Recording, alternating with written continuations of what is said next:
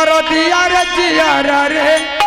बाबर भेलई बरकी गोतनी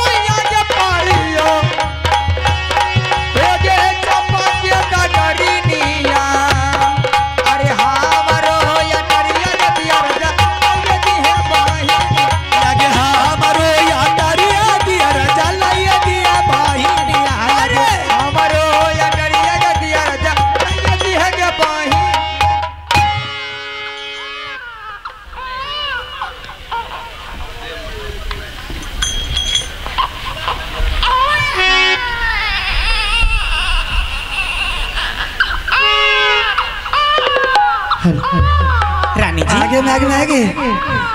बचवा गावा तो बड़ी टनगर छे गे रानी जी बहुत होता है आगे कथी छी गे रानी जी लड़का हुआ है लड़का हाँ रानी जी कैसा रंग रूप है बहुत अच्छा है बहुत अच्छा है रंग गोरा है बिल्कुल हाँ रानी जी नाक बत्ती इस तरह खड़ा है सुगा सा हाँ छोटे राजा की तरह ए डगरी हाँ रानी तुम एक काम करो ये बच्चे को मुझे दे दे क्या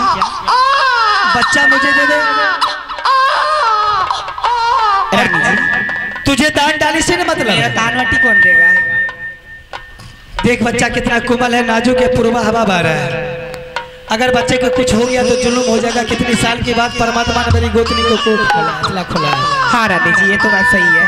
तुम आगे बढ़ के चली जाओ मैंने अपनी मुंशी दबान से मतलब टायर गाड़ी पर सारी सामान लेकर तुम्हारी भिजवा दूंगी ठीक है रानी जी अवश्य भिजवा दीजिएगा चल चहाल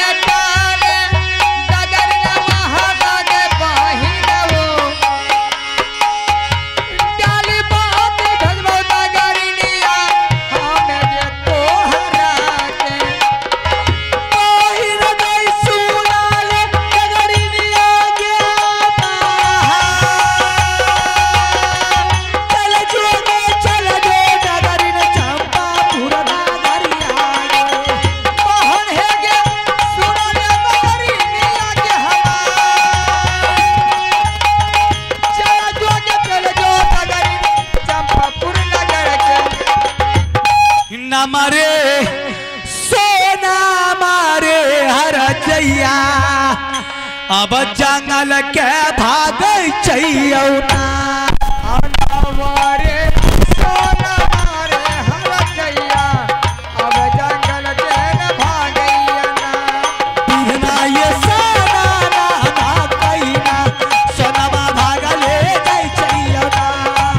मारे सोना ना रे कइने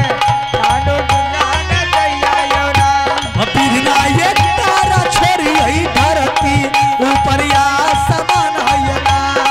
नमरे तारा छोरो धरती ऊपर आसमान है ना दुर्गा मैया के बचावा जोगिनिया आधाना गई बना